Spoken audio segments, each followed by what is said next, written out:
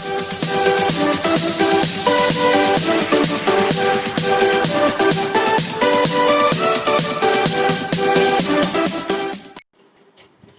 hello students, that in this section that we are discussing, in this section, this is also a part of that section, that is your flotation.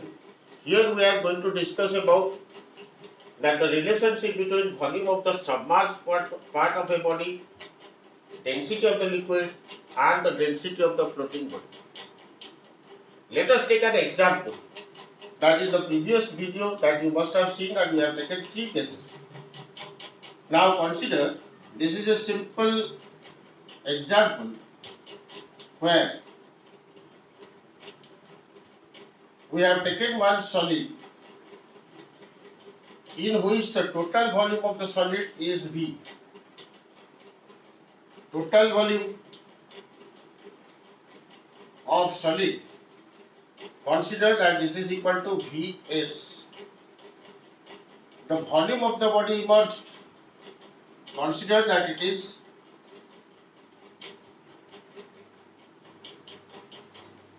the volume of the body immersed.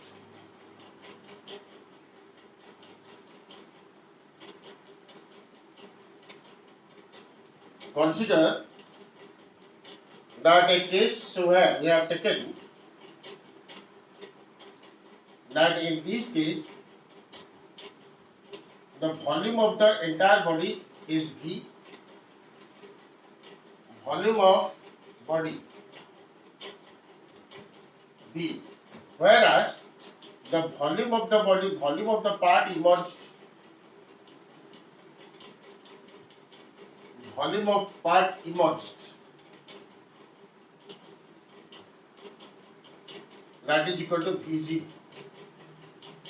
As we have discussed, according to the principle of flotation, that we can say that the entire weight of the body may be equal to or less than that of the buoyant force. Let us take a simple example in which that the weight of the body, consider that weight of body is equal to that of the buoyant force or of thrust. So as you know that of thrust acts due to that of the liquid, whereas weight is because of that of the force acting vertically downward at the center of gravity, and that will be on the completely on that entire mass of the body and at the center of gravity. So if we see about that of the weight of the body, this becomes equal to the complete volume of that of the body, the full volume of the body, say V, and the density of the solid, say rho s, into acceleration due to gravity, that must be equal to that of the buoyant force, which is because of that of the liquid, and basically the part which is immersed here, on which that of the buoyant force that acts. So therefore, volume of the part immersed is V0 into that of the density of the liquid, rho L and G. Mathematically, if it will be expressed, then it will be likewise. So if we cancel out G and G, we will be getting that V0 upon B, V0 upon B, that is equal to V0 upon B, that is equal to density of the solid with respect to that of the density of the liquid. So this implies that volume of the part of the body immersed with respect to the entire volume or that of the full volume is equal to the ratio between the density of the solid with respect to that of the density of the liquid. So what does it mean? So this means that we can say that volume of immersed part of the body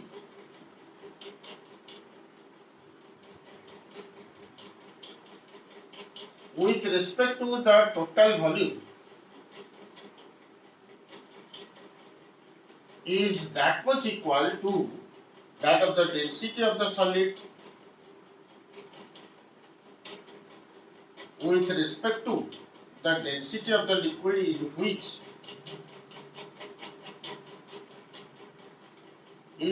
the body is allowed to be immersed or it is in that floating condition. So in such cases we can say that if we take that the volume, these two ratios, and in such cases consider the density of solid is known to us and it is floating in water. Say for example that when we say that the density of the body is 3/4 of, consider that if we say that the density of the solid is 3/4 gram per cubic centimeter, whereas the density of water that is equal to 1 gram per cubic centimeter. This indicates that the volume of the part immersed with respect to the complete volume that is equal to 3/4 with respect to what, or we can say that 3/4, or we can say that the volume of the body immersed that is equal to 3/4 of that of the complete volume or that full volume.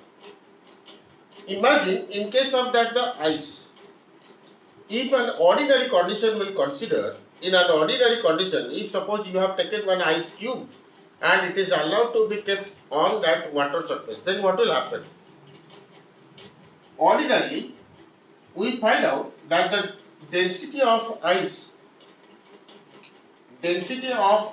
is approximately 0.9 gram per cubic centimeter, when that density of water is equal to 1 gram per cubic centimeter.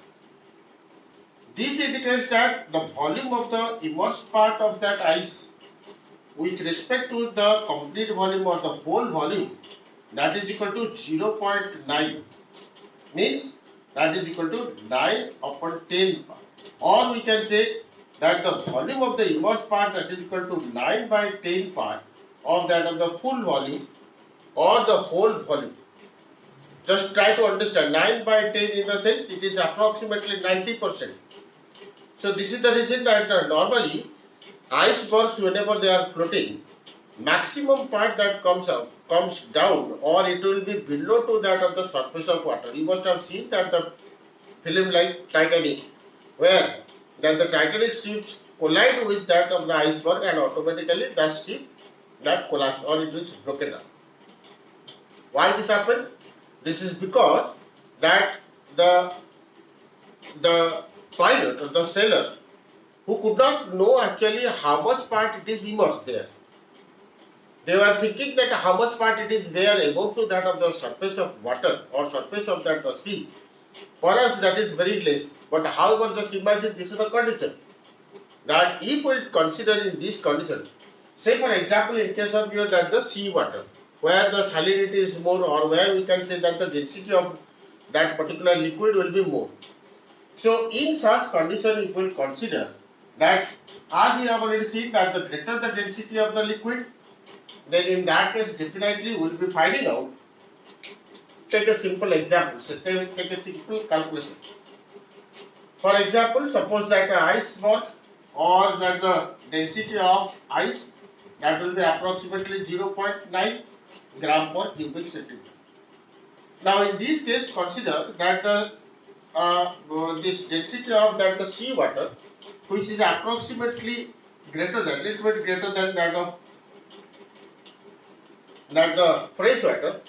So it is approximately 1.026 gram per cubic centimeter. So thereafter we will find out that the volume, how much part it is immersed with respect to that of the total volume. That will be coming how much? 0.9 upon 1.026. So it will be approximately 89% or 8.9, approximately it will be coming something like that, or 89% it will be coming. Means in that case we can say that the 89%, approximately 89% that will be completely immersed under that water. whereas only just 11% that will be above to water. Just imagine what will be the consequence.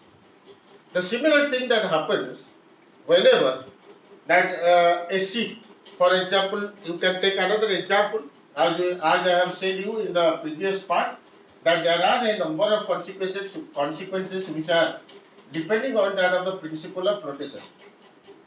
Consider that this is normally a sort of river where we will find out a ship is floating with dispersed part.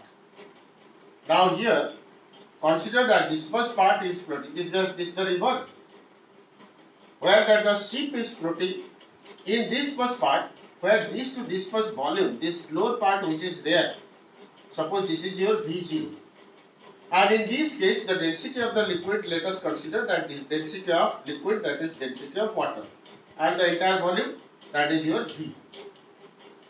So what we will get here? The relationship that will be V0 with respect to that V, that will be equal to the density of the entire, that the solid, suppose that is rho S, with respect to that of the density of water.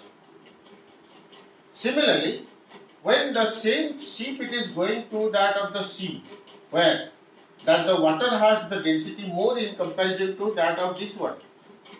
Sea water, the density is more. So in that case, more the density, what we will find out? Since more the density, the volume of immersed part which is inversely proportional to that of the density of that particular liquid. And in case of the sea, we will find out the density of that sea water is comparatively more than that of the river water because of the presence of different salt contents and other substances will be there. So due to that the salinity, that we can say that the density of sea water is comparatively more. So what about that? Whether it will sink more or whether it will float more. So if we will see that the sinking part or the sinking volume of the sinking part, that is inversely proportional to that of the liquid, means that of the density of the liquid. So in that case, the greater the density of the liquid, then obviously we can say that the sinking part that will be comparatively less and it will float more. So that is why usually one question used to come, this one very often, this is a sort of resin based question used to come, that what happens to the sea whenever it will be floating, in the sea and it enters into that of the any sorts of channel or that the river. So it is obvious that in this case we have seen that how much it is sinking whenever it is entering into the sea. The sinking part will be comparatively less and the floating part will be more. That means it starts floating more. Whereas in this case, in a reverse manner we can say that whenever from the sea it is coming to the river, then in that case it will sink more and it will float less.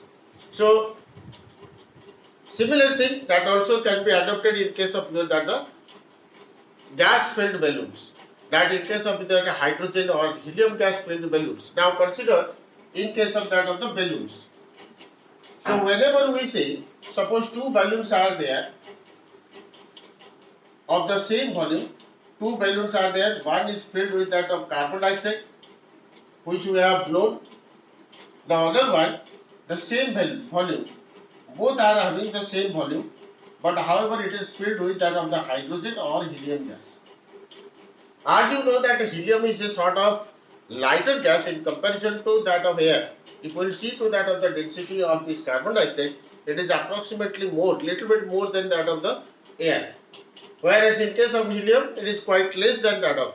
So in this condition, we will find out, since the weight here it is more, both are having the same volume. But whenever both are also left at the same point, suppose consider at this point we have left both the balloons, then what we will find out here? We will find out the carbon dioxide filled balloon that will come down and it will sink. Whereas because that entire gaseous medium or that the air that is also coming under that the fluid, and here what happens, that we find out at the same place it is there. So that is why here what happens, because of the weight, because of the density is more, in that case it sinks down. Whereas in this case, since in case of the helium it is quite less in comparison to that of the air, so that is why it raises up. This indicates that in this case the weight is less, however the upthrust which is acting upon it, this becomes more, This is one reason. Second reason, now if I will say that what will happen whenever it is raising up or it is rising up to a certain height.